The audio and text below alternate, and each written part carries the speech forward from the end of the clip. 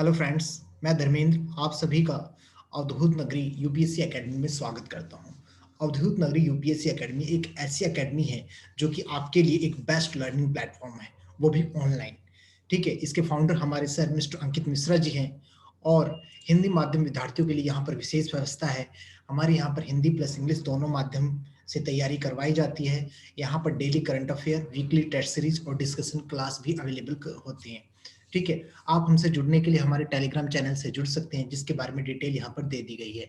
और अधिक जानकारी के लिए आप हमें दिए हुए नंबरों पर संपर्क कर सकते हैं। तो आइए ज़्यादा टाइम ना व्यर्थ करते हुए हम अपने आज के आर्टिकल और एनालिसिस की तरफ चलते हैं, जो कि जैसे कि आप सबको पता है आज डेट है 30 अक्टूबर 2020 और डे है फ्राइडे। और हम सभी करते हैं हिंदू का editorial plus article plus extra news daily current affairs. तो आइए पेज नंबर फर्स्ट पर हमारा क्या कहता है आज का आर्टिकल जो है पेज नंबर फर्स्ट पर कह रहा है कि भाई centre setup commission to tackle NCR pollution. मतलब सेंटर को एक ऐसे कमीशन को सेटअप करना चाहिए, या सेंटर ने एक ऐसा कमीशन सेटअप किया है किसके लिए, एनसीआर पॉल्यूशन को टैकल करने के लिए।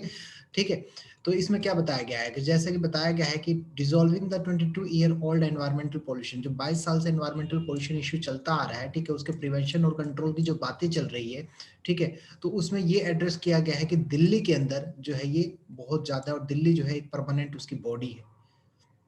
ठीक है, मतलब यानी और commission for air quality management in national capital region and, तो इसके लिए दिल्ली में मतलब यानी कि एयर क्वालिटी मैनेजमेंट के रिगार्डिंग एक कमीशन के सेटअप किया गया। इसमें क्या है और बताया गया है कि इन कॉम्पासिंग दिल्ली, पंजाब, राजस्थान, हरियाणा, उत्तर प्रदेश, ये पावरफुल बॉडी है जो कि इसमें कोऑर्डिनेट कर रहे हैं। ठीक है, और अगर कोऑर्डिनेशन नहीं करते तो इन पे लेवी फाइन्स लगाया जाएगा, जिसकी जो लागत होगी जो फाइन्स की वो 1 करोड़ से लेके 5 करोड़ तक का होगा, या फिर 1 करोड़ तो आपके जुर्माना हो गया और 5 साल की जेल हो सकती है। ठीक है, आगे बताया गया है इसमें कि इसके लिए ये जो पैनल होगा, जो कमीशन बनाया गया, जो आपके इसमें 6 परमानेंट मेंबर होंगे, और जो हेड किया जाएगा वो हमारे सेक्रेटरी टू द मतलब secretary to the central government के द्वारा, या फिर आप कह सकते हैं chief secretary to a state government के द्वारा। ठीक है, तो ये सारी चीजें यहाँ पर क्लियर की गई है। कमीशन का सेटअप किया जा रहा है, मेनली बात ये है, और किसके लिए, एनसीआर पॉल्यूशन को टैकल करने के लिए। ठीक है, आगे चलते हैं हम। हमारा जो अगला आर्टिकल है इसी पेज पर, ये है एनआईए के रिगार्डिंग। गाइस कोई मतलब नहीं कि एनआईए ये एक न्यूज है वैसे तो, ठीक है, कि एनआईए ने सर्च किया कश्मीर और दिल्ली में, तो फिर यहाँ पर क्या है, हमारे लिए ये न्यूज इंपॉर्टेंट नहीं है, हमारे लिए इंपॉर्टेंट है एनआईए। और इसके बारे में मैंने कल भी बताया था कि ये एनआईए क्या है, तो आप लोग कल का भी वीडियो देख सकते हैं। ये काफी बार ये चीजें आ चुकी है, तो मैं तो चाहूंगा आप लोग इसका जवाब खुद ही करें। ठीक है, आगे बढ़ते हैं। अगला जो पेज है हमारा पेज नंबर 2, यहाँ पर क्या बताया गया है, इसमें बताया गया है कि जो सीएम है उन्होंने एक ऐप लॉन्च किया है किसके regarding, registration of pollution related complaint. मतलब कोई भी पॉल्यूशन करना, पॉल्यूशन रिलेटेड जो कंप्लेंट है उनके रजिस्ट्रेशन के लिए एक ऐप लॉन्च किया है। ठीक है, हमारे चीफ मिनिस्टर अरविंद केजरीवाल जी ने थर्सडे को, बृहस्पतिवार को, गुरुवार को एक लॉन्च ऐप किया है, जिसके नाम जो है ग्रीन दिल्ली के नाम से है, और जो क्या करेगा, किसी भी सिटीजन को पार्टिसिपेशन, उसमें कोई भी सिटीजन मतलब पार्टिसिपेट कर सकता है। ठीक है, और उसी समय जब पार्टिसिपेट करेगा, जो कंप्लेन करेगा, तो उसके समय गवर्नमेंट के द्वारा तुरंत एक्शन लिया जाएगा स्ट्रिक्टली उस पॉल्यूशन के अगेंस्ट। ठीक है, इसमें क्या ये ऐप क्या करता है, ये सिटीजन को इनेबल करता है रजिस्टर कंप्लेन करने के लिए। ठीक है, और ताकि पॉल्यूशन सोर्सेज की रिपोर्ट दे सके और वॉयलेशंस के बारे में भी बताया जा सके उसे। आगे the people of Delhi are suffering due to rising. आजकल आपको पता है डेली पॉल्यूशन की न्यूज आ रही है, दिल्ली पॉल्यूशन की न्यूज आ रही है। ठीक है, जिसमें आपको पता है कि एयर क्वालिटी जो पुअर से वेरी पुअर की तरफ बढ़ता जा रहा है, या काफी क्रिटिकल कंडीशन है। तो यहाँ पर यही चीजें बताया जा रहा है कि लास्ट 5 ईयर में अगर देखा जाए तो पॉल्यूशन जो है reduce 25% due to the several measures. मतलब दिल्ली गवर्नमेंट ने जो काफी मेजर स्टेप्स उठाए, जिसके द्वारा मतलब देखा गया तो वैसे तो पॉल्यूशन कम हुआ है, लेकिन फिर भी ये कम नहीं है। तो उस चीज को कम करने के लिए, इस चीज को कंट्रोल करने के लिए दिल्ली सरकार ने अब ग्रीन दिल्ली के नाम से एक ऐप को जारी किया है। उस ऐप में क्या है, कोई भी सिटीजन पार्टिसिपेट कर सकता है। ठीक है, और एक नया उन्होंने कैंपेन भी शुरू किया है प्रदूषण के विरुद्ध युद्ध का, युद्ध प्रदूषण के विरुद्ध एक ऐसा कैंपेन भी शुरू किया है ताकि इस पॉल्यूशन को कंट्रोल किया जा सके। ठीक है, आगे कहा गया है कि सिटीजन जो है फोटो ले सकते हैं, वीडियो ले सकते हैं, ऑडियो ले सकते हैं, और इसके डिटेल जो है, या फिर कहीं गार्बेज हो गया, बर्निंग हो गया, इंडस्ट्रियल पोल्यूशन हो गया, इन सारे चीजों की डिटेल लेके ऑडियो वीडियो या फोटो उन्हें अपलोड भी ऐप पे कर सकते हैं और उसकी कंप्लेन कर सकते हैं। तो गाइस इस हिसाब से वो हमारे ये आर्टिकल कि launch a new app which name is green Delhi to control the air pollution. आगे है, इसी पेज पर हमारा एक आर्टिकल आता है, वो आर्टिकल क्या कह रहा है कि cities air quality deteriorates to very poor category से सीपीसीबी। देखिए इसी चीज में आपको बताया गया एक्चुअली यहाँ पर, ठीक है, आर्टिकल इसी में है, मतलब जो अभी चल रहा था उसी चीज का है कि एयर क्वालिटी इंडेक्स क्या है, सबसे मेन तो ये है हमारा, ठीक है, उसी से रिलेट कर रहा है पोल्यूशन से ही। तो यहाँ पर क्या है, ये आर्टिकल जो है हमारे लिए इंपॉर्टेंट नहीं है यहाँ पर उतना, इंपॉर्टेंट हमारे लिए सीपीसीबी, ठीक है, या फिर सीपीसीबी नहीं तो ये तो काफी बार बता चुका हूँ, ये देख सकते हैं आप लोग। और मेन है सीपीसीबी किससे रिलेट कर रहा है, एक्यूआई से, और एक्यूआई किससे, सफर से। तो ये सारी चीजें हमें जानना जरूरी है। तो सीपीसीबी तो आपका हो गया पोल्यूशन कंट्रोल बोर्ड हो गया, सेंट्रल पोल्यूशन कंट्रोल बोर्ड हो गया, ठीक है। तो क्या काम करती है भाई सीपीसीबी, कोई भी आप लोग अगर चाहे तो इसके कमेंट बॉक्स में भी बता सकते हैं। बाकी ये है, मैं आप लोगों को इसके बारे में तो वैसे भी बताऊंगा कि ये सीपीसीबी जो है ये क्या है।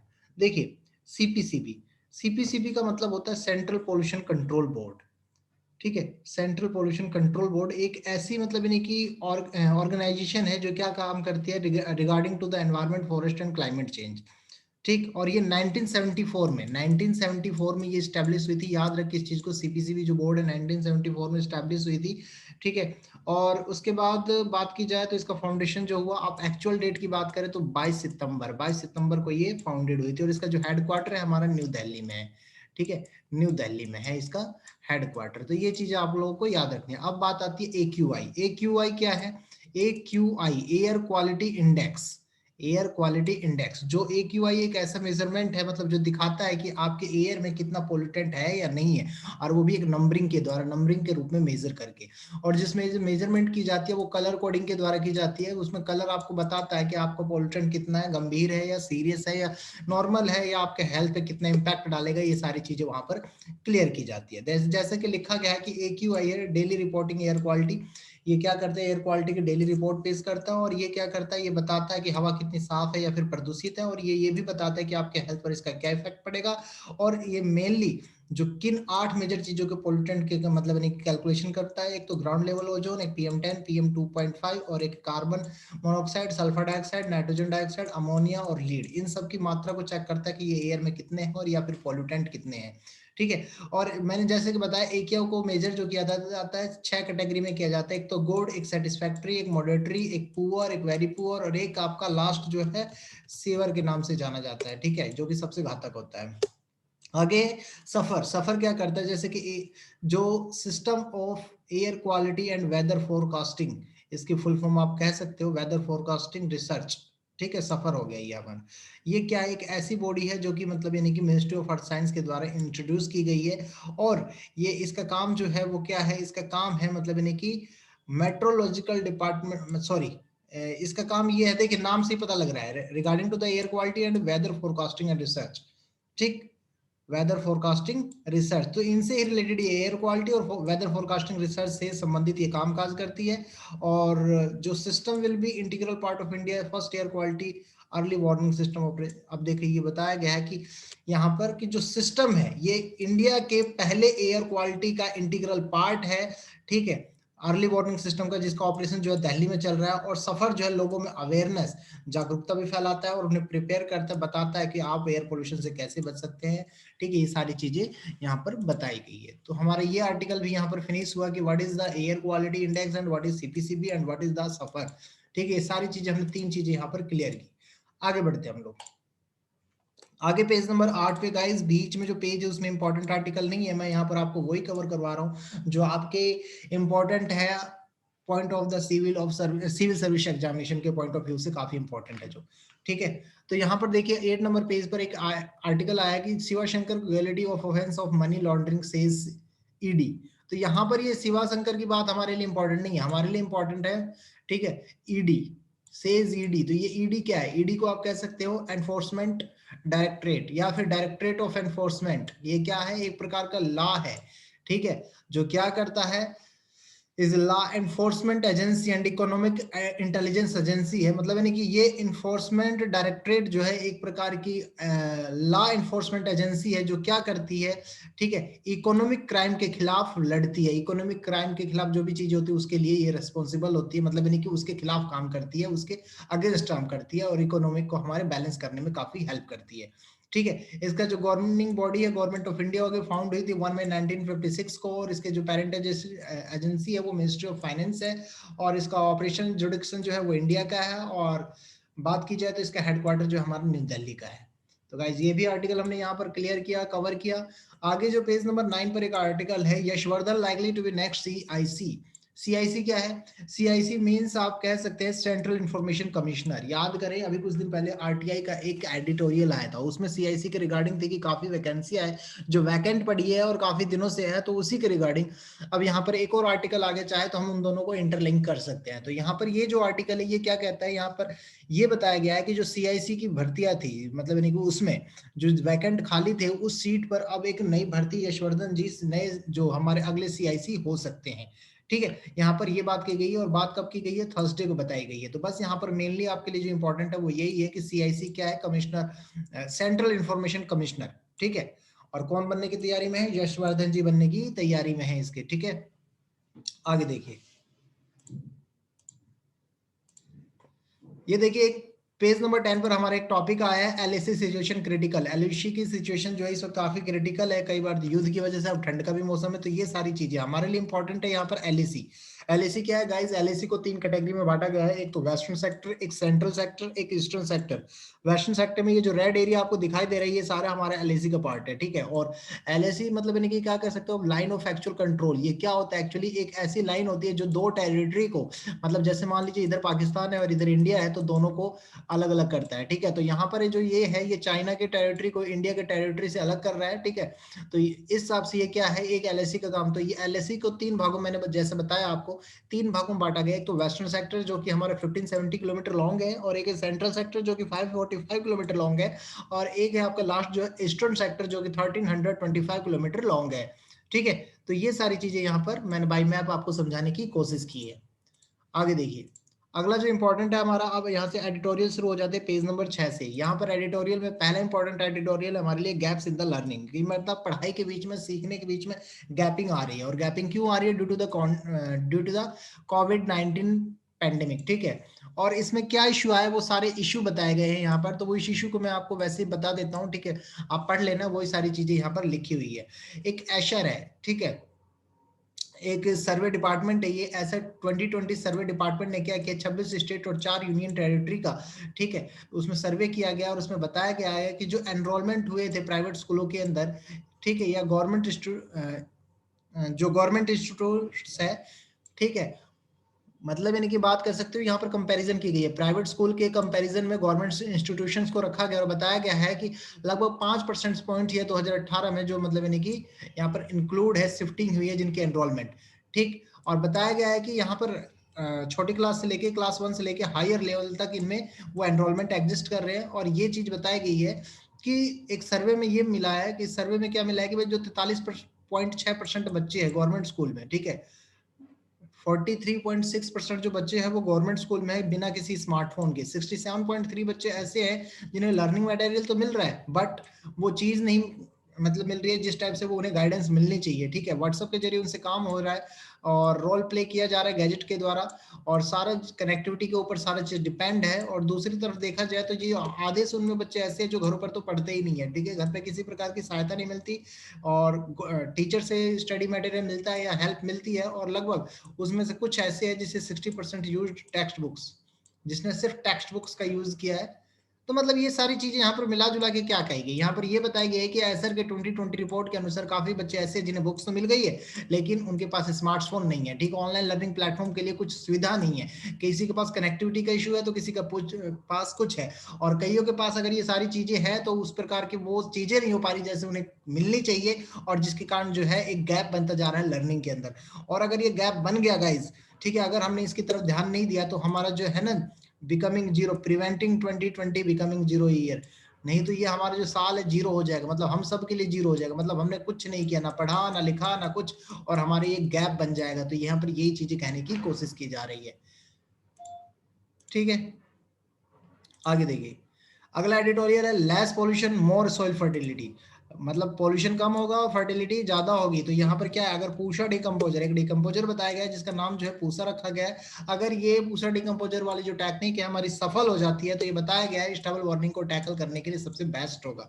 ठीक है, और इसी के बारे में बताया गया आर्टिकल में क्या लिखा है, पहले तो हम आइए वो देखते हैं। आर्टिकल में लिखा है कि जैसे कि आपको पता है स्टेबल बर्निंग जो है, किसान क्या करते हैं, खेतों में प्लांट्स को जैसे हार्वेस्टिंग करने के बाद जो बच जाता है उसे जला देते हैं।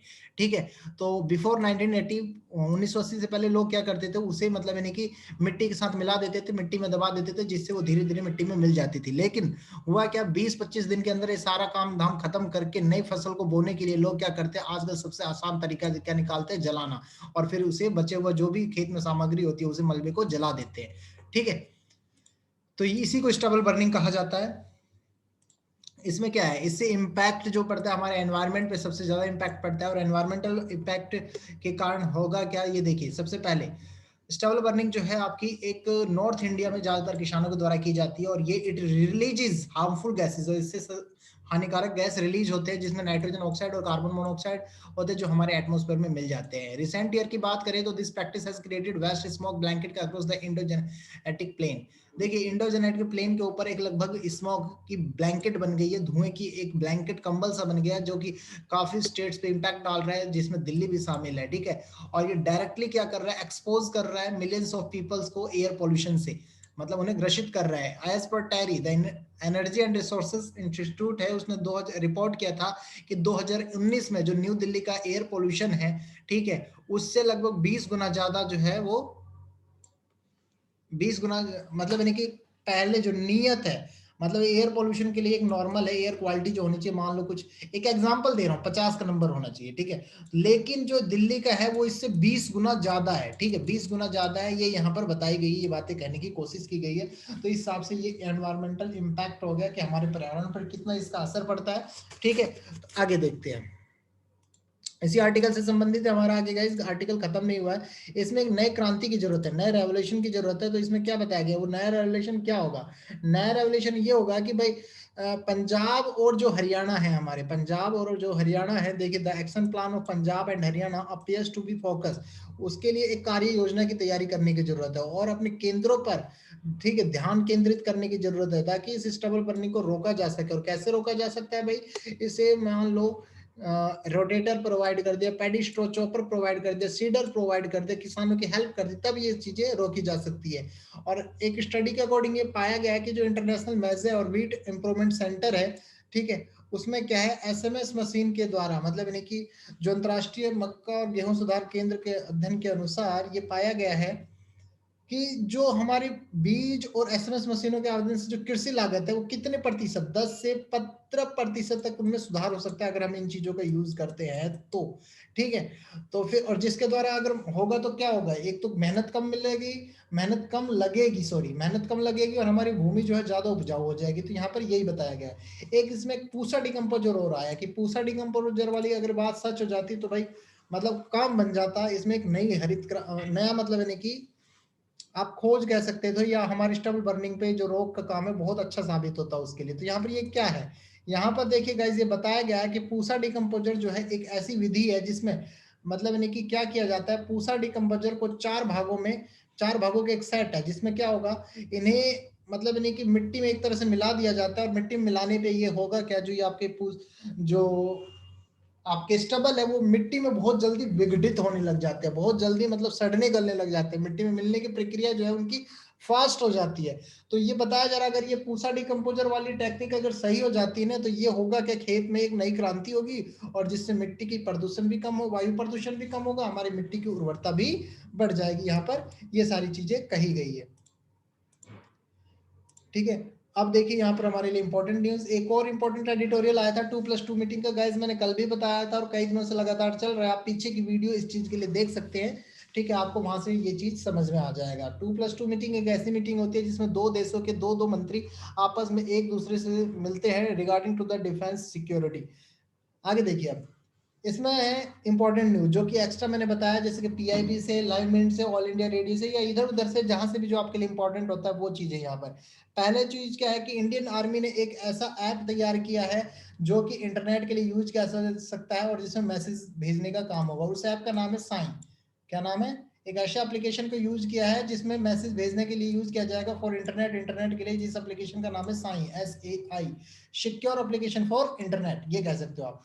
और नंबर 2, इसमें क्या हुआ है, जो आपके ड्रग्स डिपार्टमेंट है, ठीक है, सॉरी, जो रसायन डिपार्टमेंट है, केमिकल और फर्टिलाइजर जो मिनिस्ट्री है, उसने क्या किया है, उसने भाई जो ड्रग्स और चिकित्सा उपकरण जो बन रहे हैं, ठीक है, उनको घरेलू विनिर्माण को बढ़ावा देने के लिए उसने उनके जो प्रोत्साहन कार्य योजना है उसको संबोधित किया है, कह सकते हो, या फिर कह दिया ठीक है भाई ये सारी चीजें ठीक है, आप लोग इसे कर सकते हो कंटिन्यू। आगे क्या, जो मिनिस्ट्री ऑफ शिपिंग है उसने क्या किया है, एक 2020 का मसौदा जारी किया है।